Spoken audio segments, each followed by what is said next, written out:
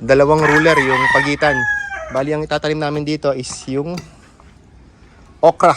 Binabasahan nga ng tubig yung mga butas, no?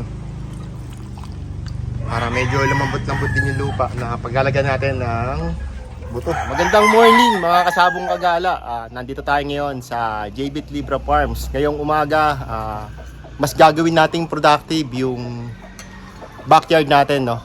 Magtatanim tayo ng mga gulay dito sa munting manukan natin dito sa backyard natin. Magtanim ay di biro, pero masaya naman, no? Dahil kasama natin yung partner natin. Bati ka naman.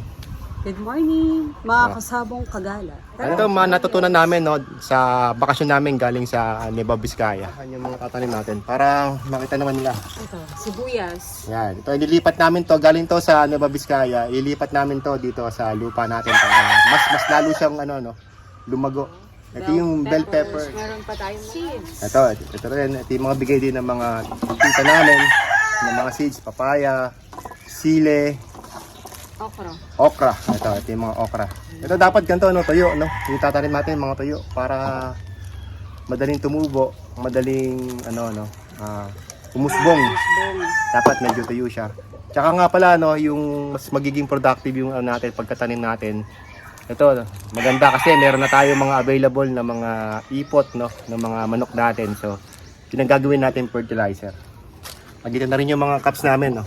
Yan. Na paglalagyan ng mga seedlings. Yan, then ililipat natin yung iba. Tapos ayun yung tubig natin. Ito tinuro sa amin to, no. Maganda raw na ilagay yung tubig ng pinaghugasan ng bigas. Mas maganda raw to. Magiging fertilizer na rin nila, no. So ito siya. So ayan siya. Ginagawa niya ngayon is pinapatag muna yung bakanting lupa. Ayan, no, pinapatag yung lupa muna, no, para maganda yung malinis at naka-ready na, no. Then lalagyan natin ng konting tanda. Ito yung mga bato na to, inihilera natin para may tanda, no, na hindi pwedeng daanan at apakan dahil may mga tanim tayo. Ako naman na itong na lupa, ito yung mga dating lupa na may ipot. So ito medyo mataba-taba na to. Kasi yung mga ipot na manok natin ginagawa natin, sinasako natin at nilalagyan ng lupa. Iba na kinalat na namin. As para makikita nyo. Yan. So sinaboy-saboy na natin din yung iba. Pero iba nililinis pa natin. So ito, papakita ko sa ulit mga gagamitin natin. So, lilinisin pa natin to, no? Alisin pa natin yung yung mga konting bato para maganda naman yung taniman natin. So ito, ang paraan na to, no? Mas magiging productive yung backyard natin. May mga alaga na tayong manok, then may mga magiging alaga pa tayo ng mga tanim. Double purpose yung magiging backyard na. Gawin nyo ito mga sabong kagala, maganda to. Lalo na ngayon, no? Panahon ng pagtatanim ngayon. Dahil sobrang hirap ng buhay ngayon, so kailangan natin magtanim. So kailangan natin, kahit hindi na tayo, pag umani tayo, hindi na tayo bumibili-bili, no? At malay nyo, pagka medyo naging mas maganda yung resulta, palakihin na natin yung pagtatanim, no? At makapag-angkat na tayo. In God's will, di ba? So, ayun. Shoutout, no, sa mga auntie namin at mga kapamilya, kaibigan. Salamat sa mga nagturo sa amin. Hindi na namin kayo babanggitin yung mga pangalan nyo. Thank you sa mga informations at sa mga binhi at sa mga seedlings na ipinagkaloob nyo sa amin. Salamat po. Yung partner ko, no? So, sipag, no? Ay, siya yung maglalagay at magtatanim. Kasi mas magaling yung kamay niya sa pagtatanim. So, siya yung magagawa. Actually, may mga tumutubo na tayong papaya dito. Papaya. Ito pa yung isa. Lilipat din natin yan sa magandang pwesto para maganda rin tignan. Ito yung okra na ipinagkaloob sa atin, no, ng tito namin. So, ito maraming laman na to sa loob, diba? So, ito yung tatanim namin dito. Itong okra na to. Yan. So, para maganda rin siyang tignan, papantayin namin yung paglalagay.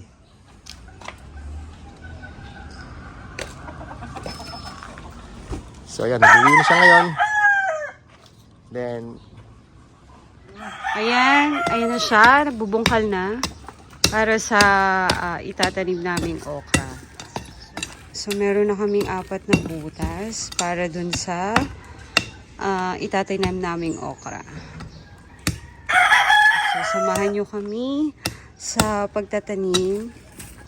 Ayan pa lang yung step 1 na gagawin namin.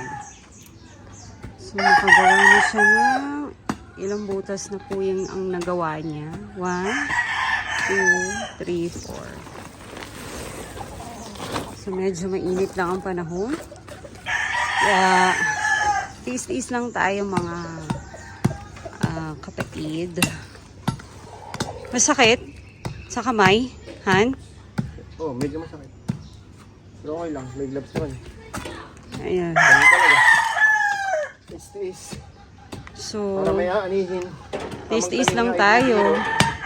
Pero, syempre, everyday na makikita mo yung tanim natin na umuusbong, Yan, mawawala na yung saya. pagod mo. So, parang Anti-stress yung na pagod, mawawala. Oh, tama. Ganda. So, yun yung pinaka-perks natin, no? Pag nakita natin na may umusbong na dito, masaya na tayo. So, ito mga butas na to, nalagyan natin to ng 2. 2 piraso, isang butas. Kasi may nagturo din sa amin. Para nga daw pagka yung isa hindi man tumubo, at least yung isa, ito tubo. So, marami tayong ginawa para So, yun na to. if 2, 4, ever 6, 8 na.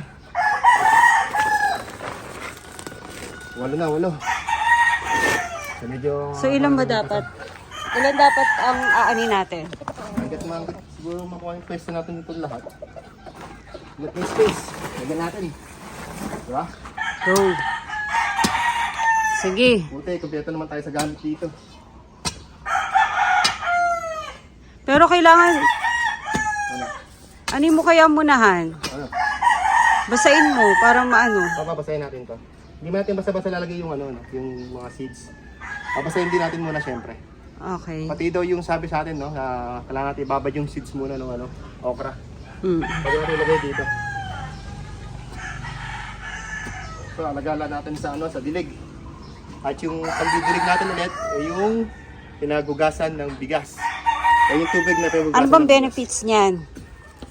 Masabi sa atin, no, ng mga nakakaalam, ng mga dito natin. Anong na benefits gamitan din sila nito? is, mas maganda raw ipandilig yan dahil para nagiging fertilizer na rin.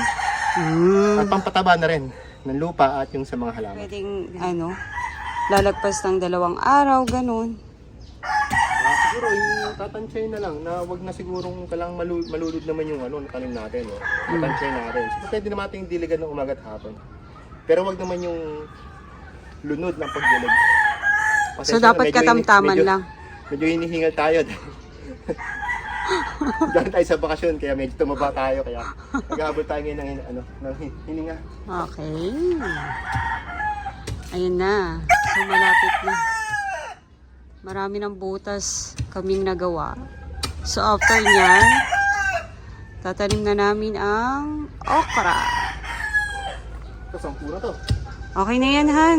Try muna natin 10. Para medyo lumambot.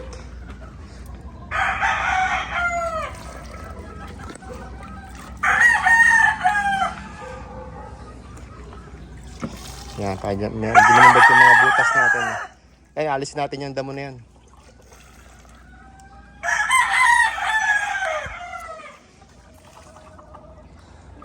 Okay na yan. Pati yung mga itlog na dinurog natin. Bali yung itlog na na mga gagamitin din natin na pampataba is galing din sa mga inahin natin dito. Bali sinasama natin yon, no, yung mga itlog sa patuka din ng mga manok natin, tapos yung shell is yung isasama natin dito para pampataba ng ating mga lupa. Okay na yan, Han?